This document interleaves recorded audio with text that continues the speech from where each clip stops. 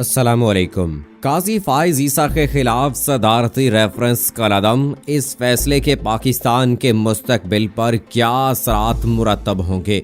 Supreme court of Pakistan ने justice काजी फाइज ईसा की दरख्वास्त पर फैसला सुनाते हुए उनके खिलाफ सुप्रीम जुडिशल काउंसिल में दायर रेफरेंस को कलअदम करार दे दिया है। 10 रुकनी बेंच ने सदारती रेफरेंस से मुतल्लिक दरखास्तों पर फैसला महफूज किया था। सुप्रीम कोर्ट में जस्टिस काजी फाइज ईसा के खिलाफ सदारती रेफरेंस की कार्रवाई रुकवाने के लिए आईनी दरखास्तों पर समाअत के दौरान FBI ने काजी फाइज ईसा की अहलिया का टैक्स रिकॉर्ड सरबमोहर लफाफे में जमा कराया। काजी फाइज ईसा के वकील ने भी सरबमोहर लफाफे में दस्तावेजात पेश की। अदालत उज़्मा ने जस्टिस काजी फाइज ईसा के खिलाफ जारी किए गए शोकाज नोटिस भी वापस ले लिए। गुज़श्ता बरस मई में जस्टिस काजी फाइज ईसा के खिलाफ दायर किए गए रेफरेंस में इल्जाम लगाया गया था कि उन्होंने 2011 से 2015 के दौरान लंदन में लीज पर अपनी अहलिया और बच्चों के नाम पर जायदादें हासिल की थीं, लेकिन उन्हें टैक्स गोशवारों में जाहिर नहीं किया था। बाद अज़ां जस्टिस काजी फाइज ईसा ने इल्जामात का मुकाबला करते हुए कहा कि वो बराह रास्त या बिला वास्ता फ्लैट्स के बेनिफिशियल ओनर नहीं हैं। इस दरख्वास्त के जरिए जस्टिस काजी फाइज ईसा ने सुप्रीम कोर्ट में इस्तदा की थी कि कुछ ताकतें उन्हें किसी न किसी तरीके से आईनी ओहदे से हटाना चाहती हैं। उन्होंने दावा किया था कि सदर ममलकत आरिफ अलवी ने इनके खिलाफ रेफरेंस दायर करने से पहले अपनी आजादाना राय कायम नहीं की थी। जस्टिस काजी फाइज ईसा ने कहा था कि वजीर आजम, वजीर कानून और अटॉर्नी जनरल ने इनकम टैक्स ऑर्डिनेंस 2001 के सेक्शन 116B को तोड़ मरोड़ कर पेश किया था और गलती से उनकी अहलिया और बच्चों पर लागू कर दिया, जबकि इस कानून का इतलाक सिर्फ मुनहसर अहलिया और इन बच्चों पर इतलाक होता है जो छोटे हों और वालिद पर इन्हसार करते हों। दरख्वास्त में दावा किया गया था कि सरकारी एजेंसियों बशमूल FIA ने खुफिया तौर पर दरख्वास्त गुजार और उनके खानदान के खिलाफ आइन के आर्टिकल 4 और 14 की वाज़ेह खिलाफ वर्जी करते हुए मालूमात हासिल की और उन्हें तहकीकात से मुताल्लिक एतमाद में नहीं लिया गया था, न ही उन्हें जवाब देने का कोई मौका फ्राहम किया गया। जस्टिस काजी ने अदालत से दरख्वास्त की थी कि हुकूमत की जानिब से इनके खानदान की जायदादों की तहकीकात के लिए तश्कील करदा असासाजात रिकवरी यूनिट को गैर कानूनी करार दिया जाए। साथ ही उन्होंने कहा था कि दरख्वास्त गुजार जज और इनके अहलखाना के खिलाफ तहकीकात गैर कानूनी थी। गुज़श्ता साल मई से रवां साल जून तक तकरीबन 13 माह चलने वाले इस केस की 40 से ज्यादा समातें हुई, जिसके दौरान एक अटॉर्नी जनरल ने जजेस से मुताल्लिक बयान पर न सिर्फ इस्तीफा दिया बल्कि फ़रोग नसीम भी केस में हुकूमत की नुमाइंदगी करने के लिए वजीर कानून के ओहदे से मुस्ताफी हुए। यही नहीं बल्कि ये केस तारीखी लिहाज से इसलिए भी अहम रहा क्योंकि इसमें तारीख में पहली मरतबा हाजिर सर्विस जज जस्टिस ईसा अदालत में पेश हुए। जस्टिस काजी फाइज ईसा ने कहा था कि वजीर आजम, वजीर कानून और अटॉर्नी जनरल ने इनकम टैक्स ऑर्डिनेंस 2001 के सेक्शन 116B को तोड़ मरोड़ कर पेश किया था और गलती से उसे उनकी अहलिया और बच्चों पर लागू कर दिया, जबकि इस कानून का इतलाक सिर्फ मुनहसर अहलिया और उन बच्चों पर इतलाक होता है जो छोटे हों और वालिद पर इन्हसार करते हों।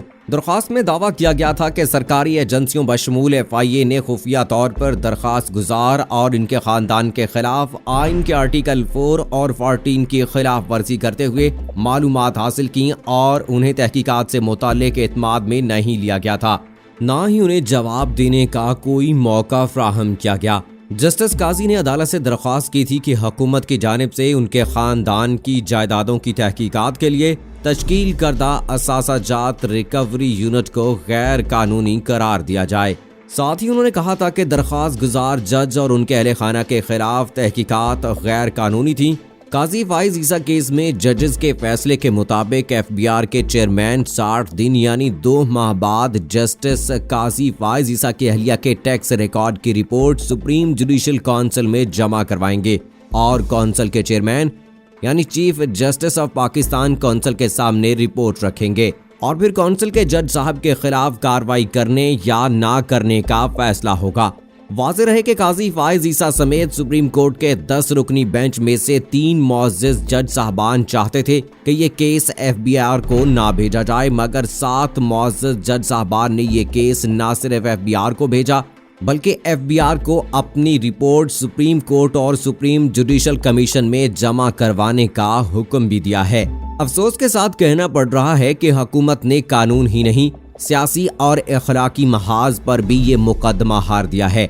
सबसे बड़ा सवाल हुकूमत के अखलाकी वजूद पर उठा है और तर्ज़े हुकूमत और गुड गवर्नेंस का सारा तिलिस्म भी इस फैसले में बह गया है। जब बार बार ये सवाल उठता रहा कि सदर मोहतरम ने अपना माइंड अप्लाई किया या नहीं, तो इन अल्फाज में जहां मानी पोशीदा हैं, ये बता रहा है कि हुकूमत का तरीक़ाकार क्या है, इसके यहाँ फैसला साजी और इससे जुड़े मामलात में कितनी महारत, कितनी मामला फहमी और कितनी दानिश पाई जाती है। ये मामूली बात नहीं, ये संजीदा मामला है और इसके अपने मंतकी नताइज होंगे जो बहुत जल्द सामने आएंगे। एहतसाब की सारी मश्क भी कटहरे में खड़ी है और इस पर बहुत से सवालात उठ खड़े हुए हैं। तफसीली फैसला आएगा तो मामलात ज्यादा वाज़ेह होंगे, लेकिन फिल वक्त असासा रिकवरी यूनिट का तरीकाकार ही नहीं, इसकी कानूनी हैसियत भी सवालिया निशान बन चुकी है। ये कोई मामूली चीज नहीं है। एहतसाब के अमल की शफाफियत भी सवालात की जद में है। अब अगर सुप्रीम कोर्ट के एक मुअज़्ज़ज़ जज के साथ इस तरह का मामला रवा रखा जा सकता है, तो हिज़्ब इख्तिलाफ क्या ये सवाल नहीं उठाएगी कि उसे एहतसाब के नाम पर कहीं इंतकाम का निशाना तो नहीं बनाया जा रहा। अगर सुप्रीम कोर्ट के एक जज के अहले खाना का इस हुकूमत पर एतमाद का ये आलम है कि उन्हें अकाउंट नंबर बता दिया तो वो कहें इसमें पैसे डालकर मुकदमा न बना दें, तो अपोजिशन का इस एहतसाब की शफाफियत पर यकीन का आलम क्या होगा। हिज़्ब इख्तिलाफ को तो छोड़ दीजिए, एक आम आदमी के एतमाद के बारे में इस सवाल का जवाब तलाश कर लीजिए।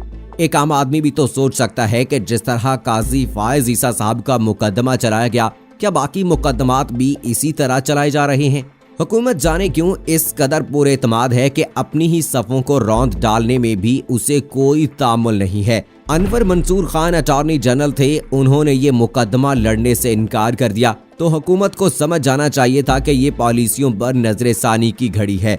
वो नया अटॉर्नी जनरल लाई और उसने भी इस मुकदमे में पेश होने से इनकार कर दिया। फिर वजीर कानून को खुद ही इस्तीफा देकर इस मुकदमे में वकालत करना पड़ी।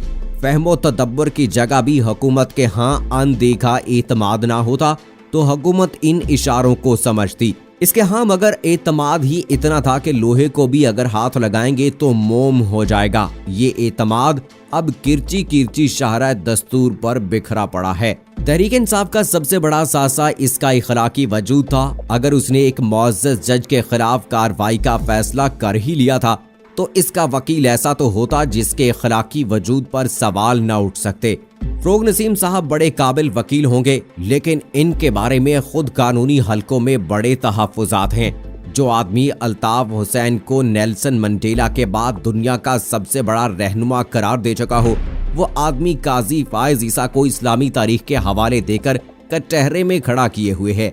ये ऐसा मंजर नहीं था जिसकी तहसीन की जा सकती। इस मंजरनामे के साथ सवाल ऐसे ही चिपके हैं वीराने के साथ, जैसे कोई आसेब लिपट जाए। रेफरेंस में पाए जाने वाले नकाइस भी खासे अहम हैं और तवज्जो तलब हैं। ये नकाइस बता रहे हैं कि हुकूमत को इस सारे मामले में अच्छी कानूनी मुशावरत हासिल नहीं रही।